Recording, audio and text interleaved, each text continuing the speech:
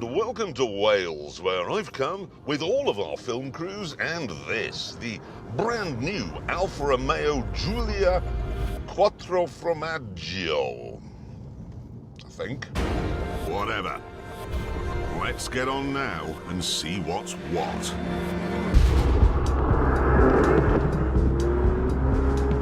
Now, for this to be a proper Alfa Romeo, there must be something wrong with it. Think about it. Person who's kind to his mother and punctual and sober and well-dressed. He's an Audi, and nobody wants a friend like that. If you're going to form a relationship with a car, if you're going to develop a bond, it's got to have human qualities. And if it's going to have human qualities, it's got to have faults. And this car, I'm delighted to say, has a big one. I don't know quite how they've managed this, but it's not very easy to get out of. You've got this pillar here and then the wheel here, and there isn't enough of a gap between the two. No, hang on a minute, hang on. How Alfa Romeo is that? They put the door in the wrong place. It should be further back. That is brilliant. There's more too. It's not a particularly handsome car. The wheels are too small, and for some reason they've chosen to make the front look like a Wolseley. Now, in the recent past, James is quite right, Alfas have had their faults and then no good bits to compensate. They've just been wrong-wheel drive Fiats with the word Fiat crossed out and Alfa Romeo written in crayon. That, though, that's a very different animal.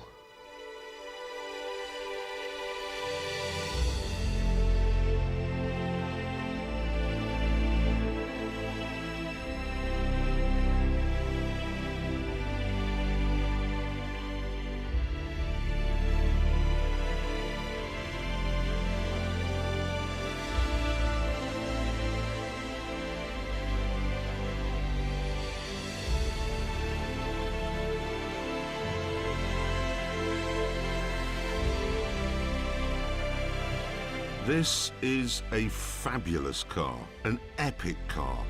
Probably because it's the love child of the same man who engineered the Ferrari 458.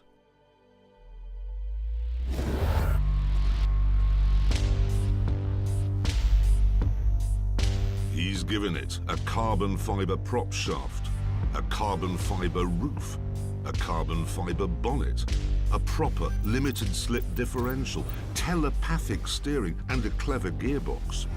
But the most impressive bit of this car is its turbocharged 2.9-litre V6 engine. An engine that wobbles when you close the door. That is brilliant, look at that. You don't get that sort of thing from an Audi, do you? Ferrari, which of course is part of the same company as Alfa Romeo, is very keen to point out that this is not the engine they use in the California with 2 cylinders removed. They say it's a complete coincidence that both engines have the same bore stroke and V-angle. They're adamant that this is all Alfa Romeo's own work. So, there we are. It is then. And what work it is. You get 503 brake horsepower. That is 60 more than you get from a BMW M3. 60. It's 175 more than you get from that Jag that James would be droning on about now had I not stepped in and saved the day. And then there's the way it revs.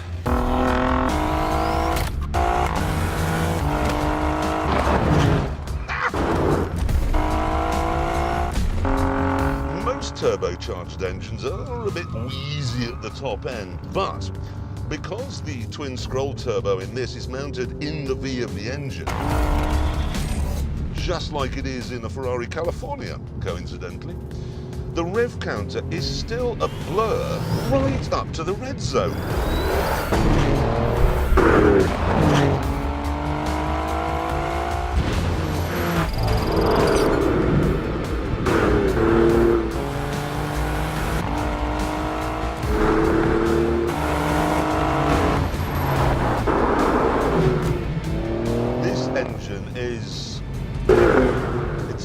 masterpiece. An absolute gem. So, while this may look like a Wolseley, it certainly doesn't go like one. It has a top speed, in fact, of 191 miles an hour. What this car is a Ferrari wearing four-door Sensi panties. And that brings me on to this car's party piece.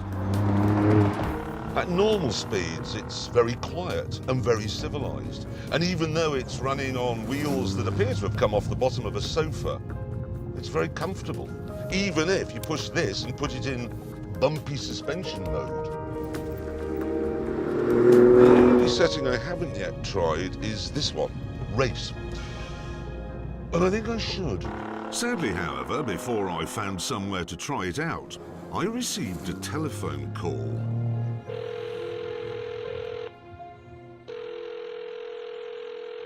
Oh no. What? Have you got a film crew somewhere? Yes, I have. Are you using them to film an Alfa? Yes, I am. Where are you? Wales. Wales? Can't just arrange that we go to Scotland and then disappear off to Wales. I didn't tell you to go to Scotland. You decided to go to Scotland on your own. We've come all the way to Scotland to do this with these two cars. This is the test. You trying to shoehorn another Alfa. It's nice that there are Alfa Romeos in the world. That's a lovely thing that we can all carry on with the Alfa. It doesn't matter how good you think the Alfa Romeo is. This is a car program. Concepts, dreams, imagined things. Scotland with two cars that are credible, relevant, important, work and are real. They were still shouting at me as I arrived with all of the film crews at our track. Itch that you've managed to scratch over the last 10 years, effectively. I don't know how. Why are you so... It's breaking up. Oh, I've lost you.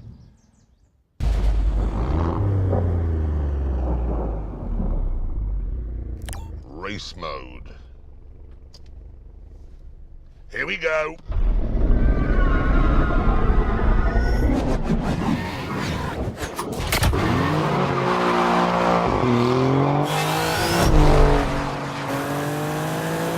In race mode, everything is in a tensed-up state. The throttle response, the gearbox, the steering, and the traction control is off!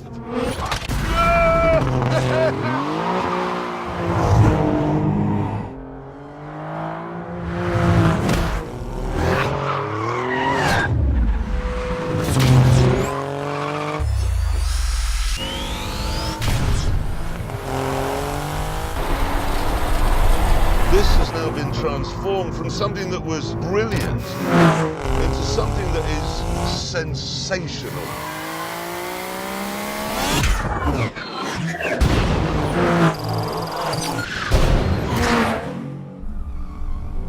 Of course, you'd never drive in race mode on the road, in the same way you'd never take your wristwatch into space. But it's nice to know that it would still work if you did. This does. Oh boy, this does. I've always said you can't be a true petrol head until you've owned an Alfa Romeo.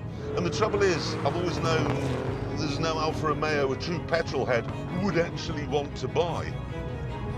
There is now, though. Oh, there is now.